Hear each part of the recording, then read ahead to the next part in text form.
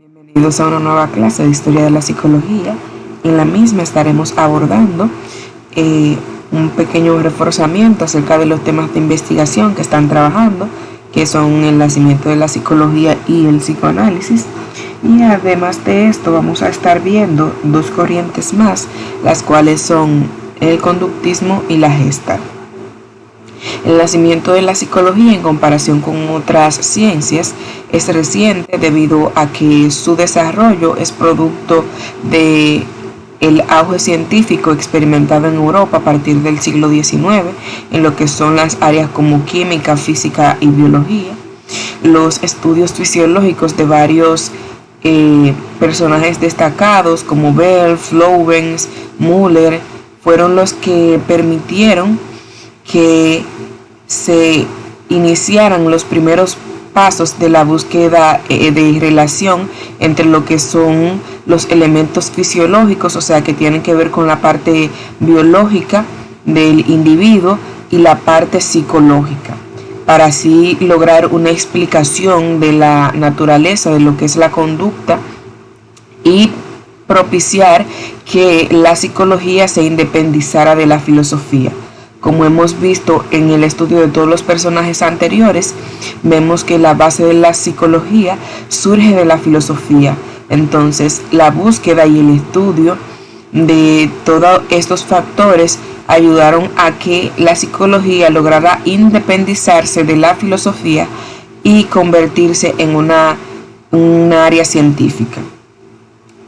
La psicología como ciencia nace en el siglo XIX, en el momento en que comienza a medir los aspectos mentales de forma cuantitativa y busca establecer una relación entre la mente y el cuerpo. Entonces, los historiadores colocan el año 1879 como ese momento en que la psicología se convirtió finalmente en ciencia debido a la creación del primer laboratorio de psicología experimental que fue fundado por Wundt en Leipzig, Alemania. Entonces, la psicología se convierte en ciencia producto de que comenzó a aplicar el método científico como parte de su proceso de investigación para llevar a comprobación sus hipótesis. Si chequeamos los postulados de los personajes anteriores, vemos que proponían diversas cuestionantes, pero que ninguna de ellas eran sometidas de acuerdo a los pasos del método científico. Cuando se crea este laboratorio que pone en práctica todas estas etapas de investigación científica, entonces la psicología se convierte en una ciencia. Ahora bien, la constitución de la psicología como ciencia no solamente se enfrasca en este mero hecho, sino que hubieron muchos hechos alrededor de la constitución del primer laboratorio experimental que posibilitaron que la psicología se constituyera en ciencia. Dentro de ellos está el establecimiento de una definición de lo que es psicología, el planteamiento o la delimitación de cuál es el objeto de estudio de la misma, la concretización de los problemas que debían ser resueltos por la psicología, o sea, qué persigue resolver, la indicación de una metodología a utilizar para su proceso de investigación, la fundación, como decíamos anteriormente, del primer laboratorio de la psicología experimental y la creación de órganos de difusión como fueron revistas que ayudaron a que esos descubrimientos que se hacían en estos laboratorios pudieran llegar a muchas más personas. El principal precursor de que la psicología se convirtiera en una ciencia fue Wilhelm Wundt, el cual fue un filósofo y psicólogo alemán que es considerado el fundador de la psicología experimental. Wundt es considerado un baluarte en lo que es la nueva ciencia de la psicología experimental, gracias a que a sus aportes nació el Instituto de la Psicología Experimental, que primeramente formó parte de una universidad y luego más tarde se convirtió en una sede propia. Wundt fue considerado un sistematizador e hizo de la introspección el principal método de laboratorio de la psicología.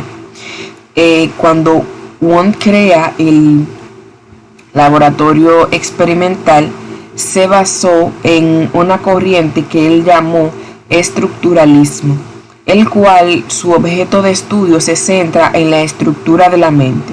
Estudia la conciencia compuesta por imágenes y emociones, y la unidad elemental de la conciencia para los estructuralistas son las sensaciones. Las investigaciones de Wundt trataban de identificar por qué elementos estaban compuestos la mente y cómo se relacionaban estos elementos para permitir la conducta que el individuo manifiesta. Para Wundt no es posible distinguir entre la experiencia interna y la externa, pues ambas se producen de la misma manera. O sea, para Wundt los procesos internos se dan de la misma forma que los externos. La primera a través del sentimiento, que es subjetivo, y la segunda, o sea, los sentimientos, la parte externa, se da a través de la percepción, o sea, de lo que nuestros sentidos captan del medio y la forma en que nuestro cerebro lo interpreta. Solo llega a distinguir la psicología de la física por los distintos puntos de vista que adoptan, pero no por las experiencias que observan. La psicología, según Wundt, pretende el análisis de los elementos de los procesos conscientes, el estudio de la conexión entre dichos elementos y la determinación de las leyes de tales conexiones. O sea, ellos valoraban a través de la introspección la conducta consciente del individuo, para así poder determinar de qué forma el individuo interpretaba las sensaciones y cómo se daban esas relaciones. También dentro de los personajes destacados está Hugo Münsterberg, que fue un psicólogo el cual nació en Polonia. Fue pionero en lo que fue la psicología aplicada y fue un discípulo de Wundt. Estudió en Leipzig medicina y fue invitado por James para hacer trabajos de investigación en la Universidad de Harvard. Los principales aportes de Münsterberg están asociados a su obra filosófica acerca de la filosofía de los valores, en donde intenta hacer una síntesis entre el idealismo filosófico y lo que es la filosofía de los valores. También dentro de sus aportes a la psicología aplicada, estuvo muy ligada a lo que fue el campo de la psicología jurídica en relación al problema de la fiabilidad de los testimonios. Él hizo varios estudios en donde permitía comprobar con cuánta fiabilidad contaba los testimonios que daban las personas en los juzgados, y hizo grandes aportaciones en lo que es la psicología forense, que es aquella que se encarga de todos los aspectos psicológicos relacionados con la criminalidad. También hizo aportes en el campo de la psicología industrial, elaborando un test de capacidad profesional. Otros de los personajes destacados de la constitución de la psicología como ciencia está Edward Titchener, el cual dio continuidad a lo que es la psicología estructuralista. A pesar de que el estructuralismo surge de Wundt, Titchener fue quien fundó bases más concretas acerca de lo que era la psicología estructuralista, dándole el carácter teórico y metodológico que centraba el análisis en los procesos mentales a través de la introspección. Dentro de sus planteamientos de la psicología estructuralista, tuvo un papel relevante en la psicología de principios del siglo XX. Su orientación teórica tenía el objetivo de analizar la mente a partir de los elementos básicos que la conforman. O sea, para los estructuralistas no era tan importante el proceso de intervención de esa conducta, sino conocer cuáles eran los elementos y de qué forma se originaban esos procesos complejos de la mente. Su investigación la basaron únicamente en el método de la introspección. Si bien las ideas centrales de la orientación psicológica parten de Wundt, como le decía, Titchener fue quien la sistematizó y quien la extendió hacia Estados Unidos. Ahora bien, otra de las corrientes que vamos a estar analizando es la del psicoanálisis, que fue fundada por Sigmund Freud. Esta se basaba en lo que era el estudio de la conciencia. Para el psicoanálisis, la mayor parte de nuestra mente está compuesta por información inconsciente que no tenemos acceso. Entonces, para ellos, toda la conducta que nosotros manifestamos está condicionada por esos recuerdos que están en el por ese contenido que está en el inconsciente, que aunque no tenemos acceso, influye en la manera en que el individuo se comporta. Dentro de los antecedentes del psicoanálisis podemos visualizar que este está fundamentado en lo que es la biología evolucionista. Freud tenía admiración por lo que era Charles Darwin, y dentro de su teoría en el descubrimiento de las etapas del desarrollo sexual, él proponía una regresión en la infancia, el cual basaba en la biología evolucionista, donde él plantea que el individuo se desarrolla de acuerdo a diferentes etapas del desarrollo sexual y que esas etapas van en evolución gradual. Si el individuo no es capaz de sobrepasar las etapas iniciales, se crea una fijación o un estancamiento que provoca neurosis, o sea que era una afección que provocaba en el individuo ansiedad y síntomas somáticos, o sea, síntomas físicos producto de enfermedades psicológicas. También está basada en la filosofía del inconsciente, como le explicaba antes.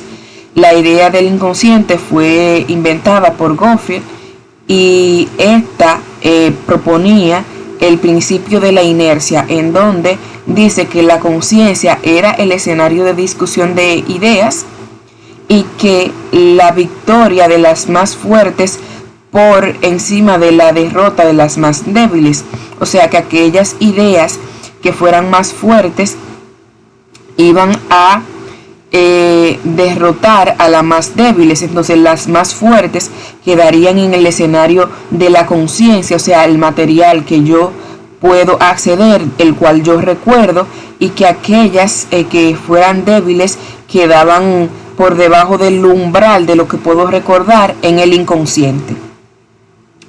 La influencia más importante de esta filosofía inconsciente fue Fechner, que es el padre de la psicofísica, y Freud aseguró que su teoría del aparato psíquico se debe mucho a la distinción de Fechner entre el escenario de los sueños y de la vida despierta.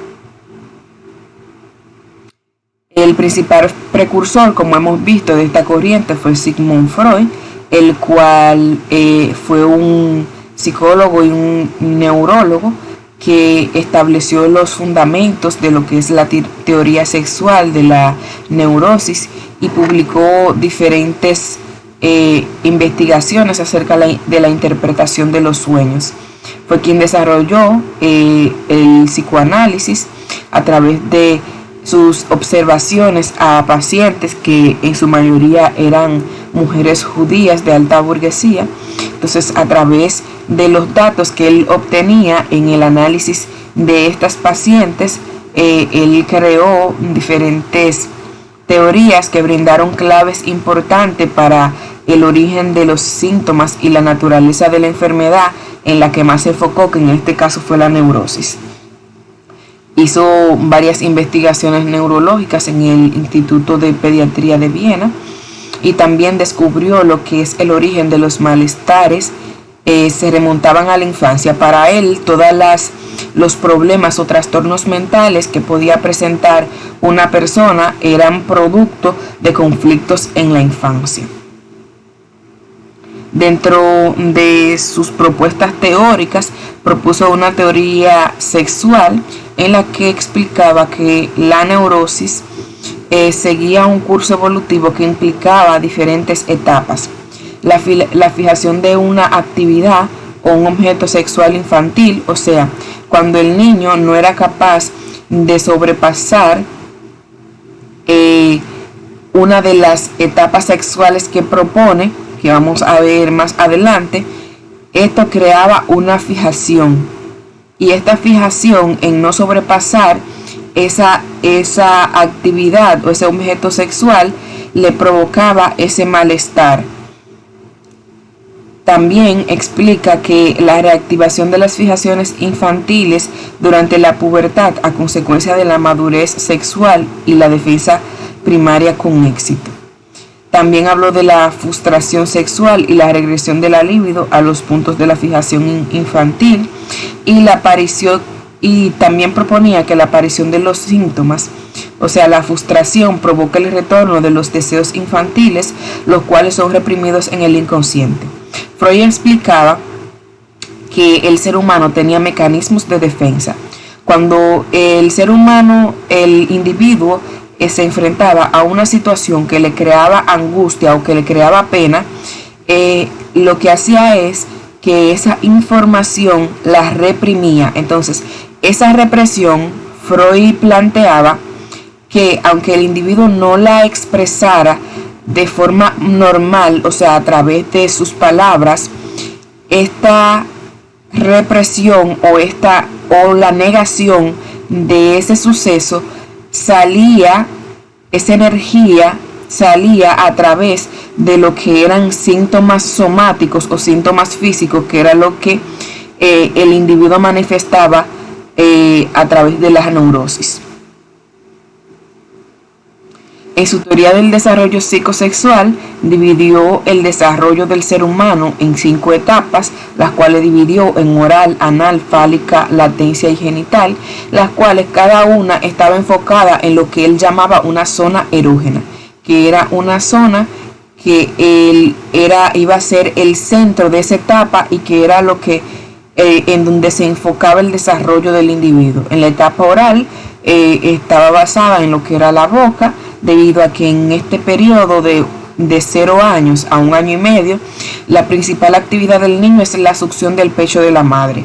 Entonces, cuando esa etapa no era satisfecha y se creaba una fijación en la misma, él decía que no se lograba la satisfacción para desarrollar la satisfacción de no sobrepasar esta etapa, provocaba el desarrollo de hábitos como morderse las uñas, lápices, beber alcohol y fumar.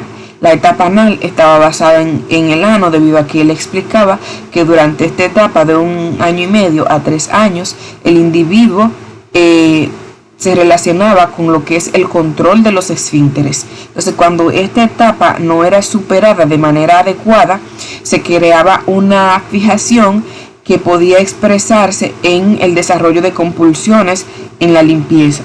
La etapa fálica, entre 3 y 6 años, se relaciona con lo que es la manipulación de los genitales. O sea, en esta etapa el niño comienza a descubrir lo que son sus órganos genitales y aparecen lo que son las fantasías sexuales con el padre del sexo opuesto. O sea, el niño se identifica con la madre y la niña con el padre. Entonces, en esta identificación o en este proceso de fantasía, de enamoramiento, que el niño está enamorado del padre opuesto, se da lo que es el complejo de Edipo y el complejo de Electra. O sea, que el niño que siente atracción por su madre comienza a ver que el rol que le corresponde es el del padre. Entonces comienza a su mente a identificarse con el rol que le compete, y ahí es donde se da el complejo de Edipo y de Electra, cuando el niño comienza a identificarse o a adoptar las características del padre de su mismo sexo.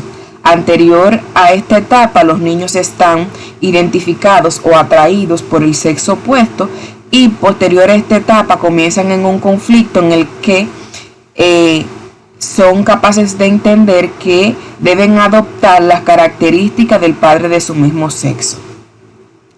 La etapa de la latencia, en donde es un periodo en el que las pulsiones, o sea, los instintos sexuales que definía Freud, están en latencia para dar paso al proceso de aprendizaje y destrezas. Y la etapa genital, que ya es de los 12 hacia la adultez, es donde ocurren los cambios de la pubertad y vuelven a aparecer los impulsos sexuales, y se da hacia el término de la adolescencia hasta una sexualidad madura. Freud también habló de lo que es el aparato psíquico, o sea, lo que compone la mente, y para Freud la mente está subdividida en 3 áreas: una parte inconsciente, una parte preconsciente y una parte consciente. La parte inconsciente para Freud, él la comparó con un iceberg. Los icebergs son estas estructuras de hielo que se dan mayormente en la parte más fría, que son los polos. Entonces, los icebergs tienen la particularidad que aunque la punta que ves que sobresale del agua pueda verse pequeña, interior, o sea, debajo del agua, es el doble o mucho más del tamaño de la parte que sobresale por encima del agua. Entonces él explicaba que el inconsciente es la parte baja, o sea, la parte que está por debajo del agua del iceberg, o sea, que es la mayor cantidad de información que conforma nuestro aparato psíquico o nuestra mente. Entonces, ese inconsciente está compuesto por informaciones que son experiencias de nuestra infancia, que aunque no somos capaces de recordar, están ahí y son influyentes en las conductas que manifestamos. El preconsciente viene siendo como una barrera o limítrofe que divide la información que podemos recordar de la información que no podemos recordar. Este límite o esta línea divisoria contiene información que no está en el inconsciente, pero tampoco está en el consciente. Esto quiere decir que es información que a través de estimulación puede ser traída al consciente. La mente consciente es la parte de todo lo que recordamos y de lo que somos capaces de hablar en el momento. También habló acerca de lo que es la estructura del individuo, el cual, de acuerdo a él, está compuesta por 3 partes. Una parte que tiene que ver con el ello, el yo y el superyo. El ello, él lo definía como esa parte instintiva, el cual el individuo tiene, que le ayuda a la supervivencia. Esta parte instintiva no se rige por reglas sociales, sino que su fin es la supervivencia. Su fin es dar satisfacción a las necesidades biológicas. El superyo es la parte moral de la persona. Es esa parte que sí se rige por lo que son las normas de la sociedad y que busca que el individuo tenga un sentido altruista, o sea, que pueda conducirse de acuerdo a las normas morales que plantea la sociedad. Sin embargo, este superyo, esta conciencia moral, rechaza todo impulso, todo pensamiento. Entonces, el ello y el superyo son los 2 polos. El polo de ello, que es instintivo, que no se guía de la parte social, y el super yo, que busca siempre la parte moral. Entonces el ello viene siendo la parte del equilibrio de la estructura de la persona, que es la que busca un equilibrio entre los deseos del ello y del super yo. La técnica psicoanalítica estuvo basada en varios métodos. Dentro de ello está lo que fue la sugestión hipnótica, en donde Freud a sus pacientes lo llevaba a un estado hipnótico en donde el individuo no era consciente, para así poder acceder a lo que son el material inconsciente de la persona. En esta parte tuvo diversos inconvenientes debido a que los pacientes tuvo diversas transferencias en las que los pacientes mejoraban mientras estaban en el proceso hipnótico, pero no había una mejoría luego de este proceso. También está lo que es el método de las presiones y la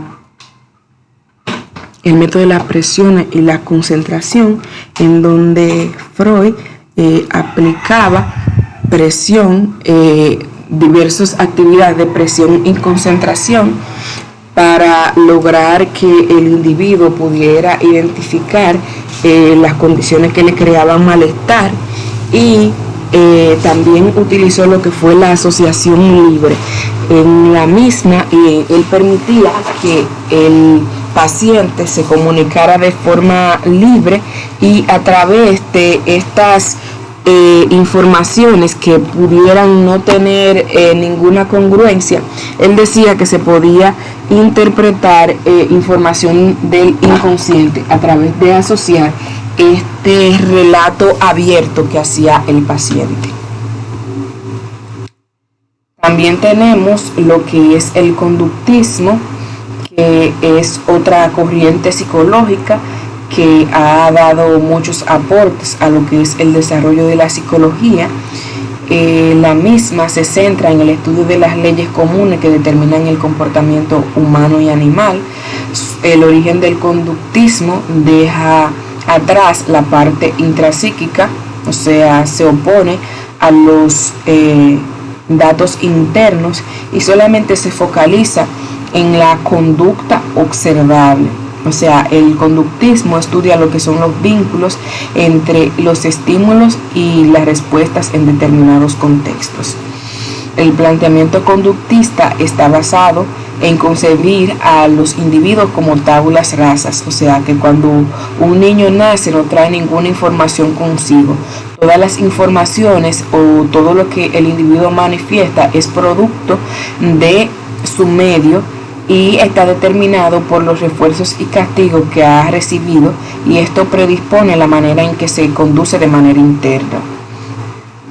El comportamiento no depende de lo que son fenómenos internos como los instintos o los pensamientos.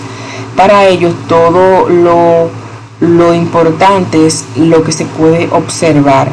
No se puede separar ni la conducta ni el aprendizaje del contexto en el que tienen lugar.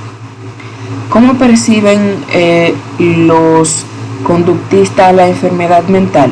Para ellos no existen conductas patológicas, sino que todo lo que manifiesta el individuo es producto de las adecuaciones de su medio.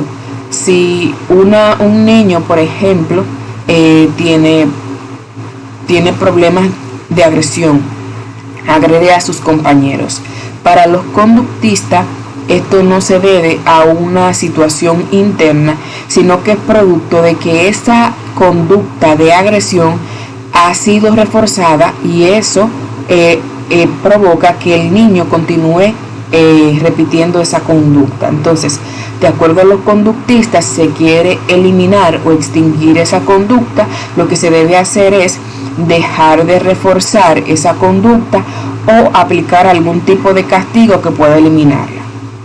Dentro de los conceptos básicos del conductismo está el estímulo, que se refiere a una señal o evento del medio que provoca una reacción en el organismo. También es importante conocer lo que es una respuesta, que es como el organismo reacciona al estímulo que percibe del medio. También condicionamiento, que es un tipo de aprendizaje que se deriva de la asociación entre estímulo y respuesta. El refuerzo, que es que es cualquier consecuencia que puede aumentar la probabilidad de que una conducta se repita. Y el castigo, que es la consecuencia que disminuye que una conducta se vuelva a dar.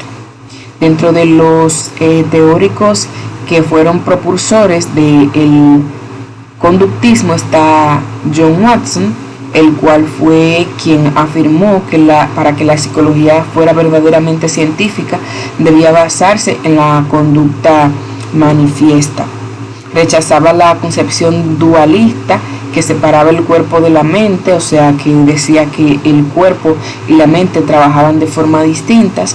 Para él, la conducta de las personas y los animales debía ser estudiada del mismo modo, ya que él dejaba de lado el método introspectivo, porque no había una diferencia real entre ambas. O sea, para él, entre cómo funciona la mente y el cuerpo, no hay una diferencia.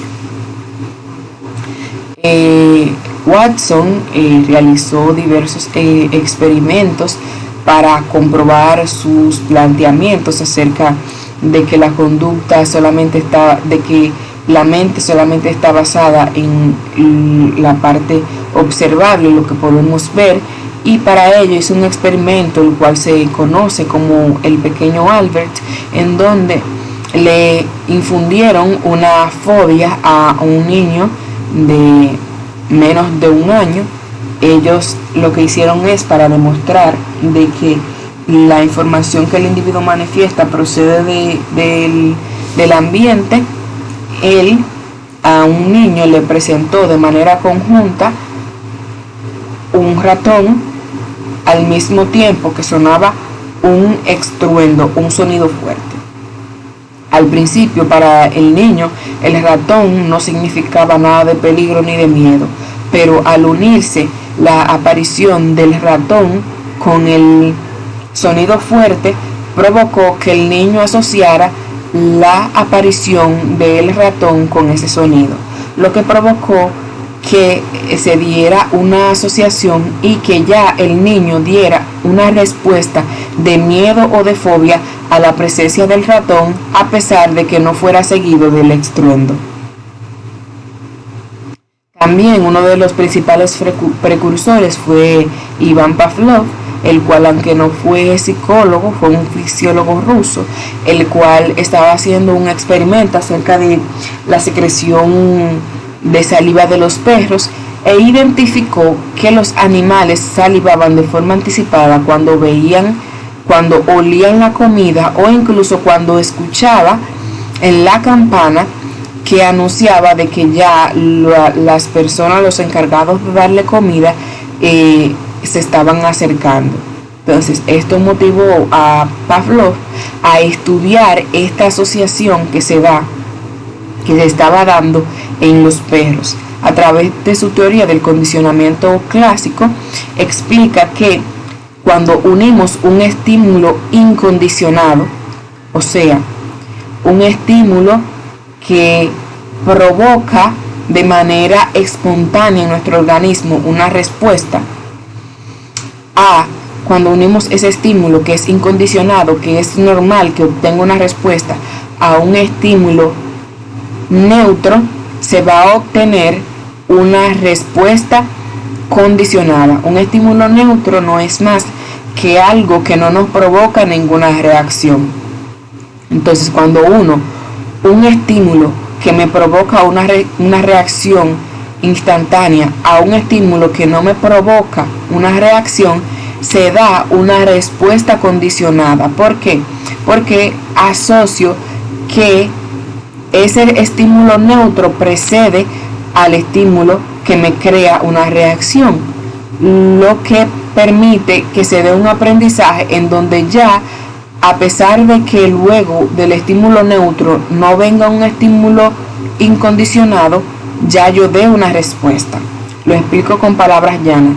Si, por ejemplo, escucho una canción que para mí no significa nada, pero esa canción la escucho en el mismo momento en que muere o un ser querido o me pasa una situación muy importante para mí, ya esa asociación entre lo que escuché, que es esa asociación entre eso que me pasó, que sí me provoca una reacción de tristeza, y la canción que no significaba nada para mí, ya cuando vuelva a escuchar esa canción, aunque no va a pasar ese evento que me provocó angustia, yo voy a tener asociada esa canción a ese evento desfavorable.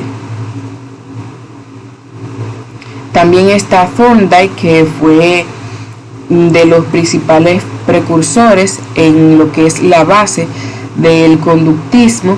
Este hizo varios experimentos con gatos en donde formuló la ley del efecto, que afirma que si una conducta tiene un resultado satisfactorio, es más probable que se vuelva a repetir. Por ejemplo, él puso a un gato en una caja, le ponía una palanca, entonces cuando el gato le daba la palanca, obtenía comida. Entonces ese evento, resultado satisfactorio de que cada vez que le daba la palanca obtenía comida, provocó que el gato tocara de manera más repetida lo que era la palanca. Entonces, de acuerdo a Thorndike, si queremos que una conducta se repita, debe ser continuada de lo que son resultados satisfactorios. También está Frederick Skinner, que fue quien propuso el condicionamiento operante. Utilizó las propuestas de Thorndike como antecedente para realizar su teoría, y de acuerdo a él decía que se denomina refuerzo positivo al hecho de premiar una conducta o dando algo, mientras que el refuerzo negativo consiste en la retirada o la evitación de un evento desagradable. En ambos casos, la intención del reforzador es aumentar la frecuencia o intensidad de la aparición de la conducta determinada. O sea, para Skinner existía lo que eran refuerzos positivos y negativos. Entonces, los refuerzos siempre van ligados a permitir que la conducta se repita. Entonces, los refuerzos son positivos cuando se le da algo al individuo para que repita esa conducta. Por ejemplo, si tengo un niño que quiero que estudie o que organice su habitación, cada vez que realice esta acción, le doy un caramelo, lo llevo al parque, le doy un helado. Entonces, ese helado o esa salida al parque es un refuerzo positivo que permite que el niño reproduzca de manera más constante la actividad de estudiar y de arreglar su habitación. Entonces, el refuerzo negativo es cuando le quito algo al niño para que se repita una conducta que yo quiero que se dé. Por ejemplo, con el mismo niño, si quiero que estudie y organice su habitación, le quito el celular, que es algo que lo distrae, que es algo que le quita tiempo, para que esa conducta se vuelva a repetir. Entonces, el castigo, son aquellas consecuencias que van encaminadas a extinguir, a eliminar, a disminuir una conducta. Entonces, el castigo también puede ser positivo o negativo. Si quiero que el niño deje de hacer rabietas, o le doy algo que es desagradable para él, o le quito algo que a él le interesa. Cuando le doy algo, por ejemplo, si lo golpeo con una varita, le estoy dando un castigo, le estoy dando algo, ese castigo es positivo. Cuando le quito algo que es de su interés, entonces es un castigo negativo. El conductismo basó sus investigaciones en el método experimental y es ampliamente utilizado en lo que es la modificación de la conducta. Una de las críticas que se le hace a esta corriente es que no toma en cuenta los aspectos internos de la conducta, como son la motivación, la inteligencia, el pensamiento, sino que solamente basan sus planteamientos en la parte observable. También está la psicología de la Gestalt, que es una corriente de la psicología moderna que surge en Alemania a principios del siglo XX, el cual estaba basada en el planteamiento de que el todo no es igual a la suma de sus partes. Para ellos no se podía estudiar la conducta de forma segmentada, o sea, por componentes, sino que se debía ver la conducta del individuo como una totalidad, porque para ellos el estudiar por separado cada componente no era lo mismo que trabajar la totalidad, porque una vez yo, por ejemplo, una vez yo trabajo la inteligencia de una persona, ese componente va a influenciar a los demás, como es la personalidad, sus emociones y todo lo demás. Entonces ellos se basaban en lo que es el estudio de la percepción para explicar la conducta del individuo como una totalidad. Dentro de los antecedentes de esta teoría están los planteamientos de asociacionistas, como fueron James Milk, que explicaba que el contenido de la mente de la persona venía explicado por la suma de ideas simples, el cual una se daba producto de la otra, o sea, las ideas más complejas eran producto de las ideas más simples, y esto fue la base para el principio del isoformismo que utilizó la Gestalt, en donde explicaba que las ideas se producen en el orden de las sensaciones en que se reproducen, o sea, que nuestra mente o el contenido de nuestro interior está basado en un orden de acuerdo al tipo de sensaciones que vamos teniendo. También utilizaron las ideas de Milk, John Stuart Milk, que acerca de la química mental, en el cual decía que aunque las ideas complejas partían a partir de las simples, estas simples no mantenían su identidad original, sino que planteaba la mente como algo activo, en donde esas ideas simples ya no seguían siendo las mismas, sino que se producía una nueva actividad. También utilizaron las ideas de Marsh, que explica cómo de unos mismos elementos, como por ejemplo puntos, pueden resultar diversas formas. También de Von, en donde decía que la forma era un elemento más, una construcción de la mente. Entonces, para este personaje, las formas podían explicar lo que era la construcción de la mente. O sea que el hecho de los de la teoría de la Gestalt estudiar la forma no solamente estaba basado en lo físico, sino que podía a través de esta forma explicarse la construcción de la mente. También se basaron en postulados de la fenomenología, que estudia los fenómenos a partir de la parte observable. Dentro de los precursores de la Gestalt está Mark Wertheimer, el cual fue un psicólogo nacido en Praga.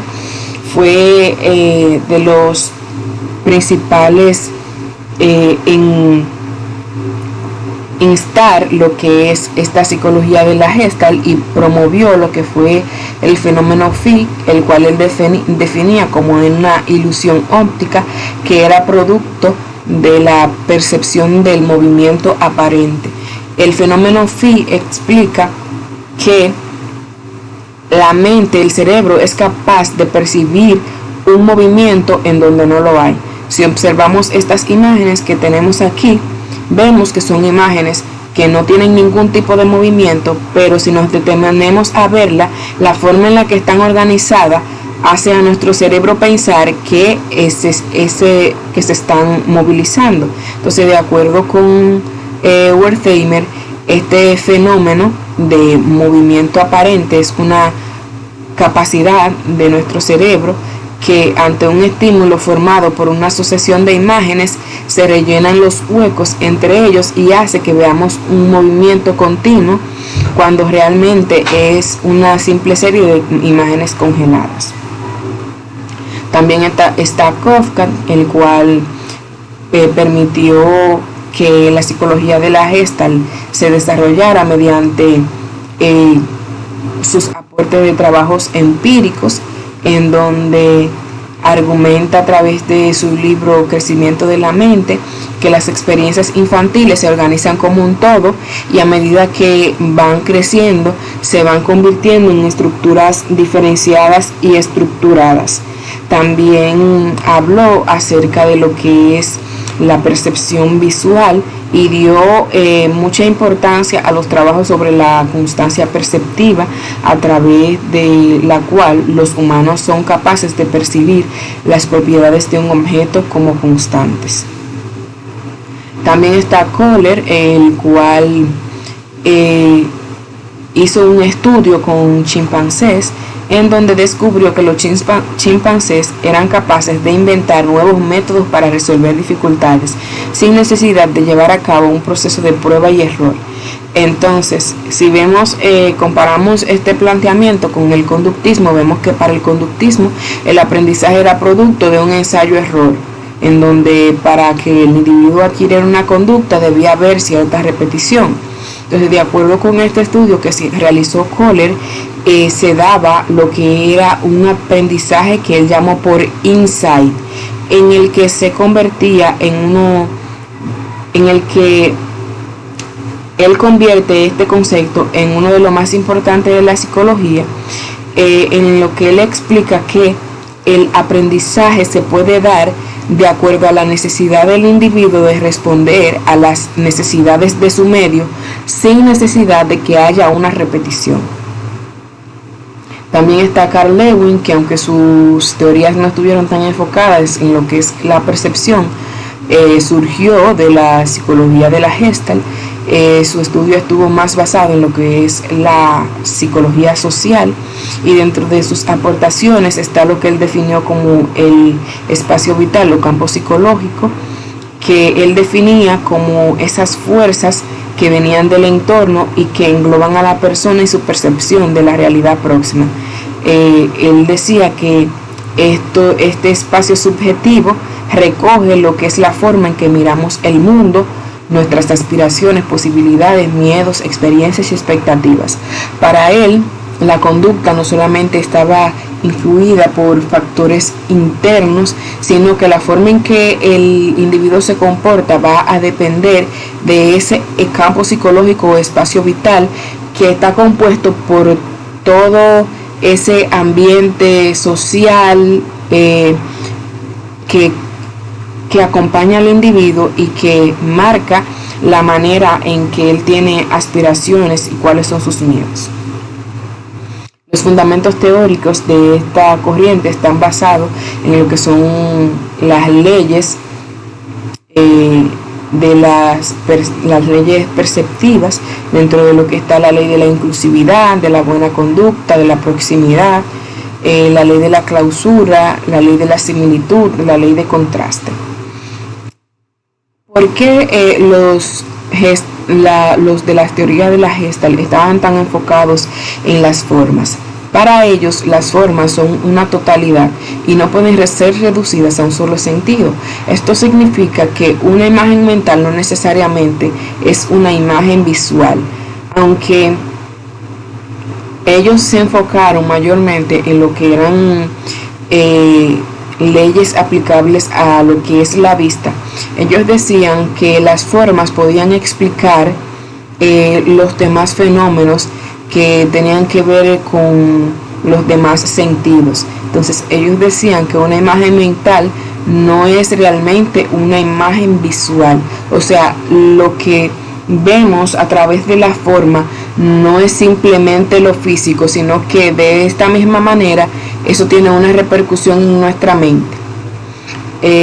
Propone un enfoque psicológico en el que la persona tiene un papel activo construyendo unidades de significación acerca de las experiencias, o sea, que no es solamente lo que percibí de mi medio, sino que eso que yo percibo tiene una interpretación a través de la cual yo construyo significado y que es capaz de reestructurar sus formas mentales para adoptar los puntos de vista más útiles y orientar mejor tanto su toma de decisiones como sus objetivos.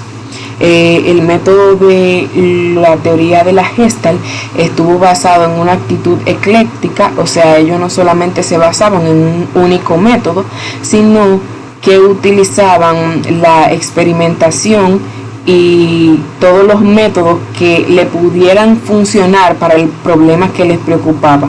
O sea, no estaban enfocados solamente, por ejemplo, en un método experimental, sino que se basaban en la fenomenología, se basaban en el enfoque cualitativo y también en una posición antianalítica.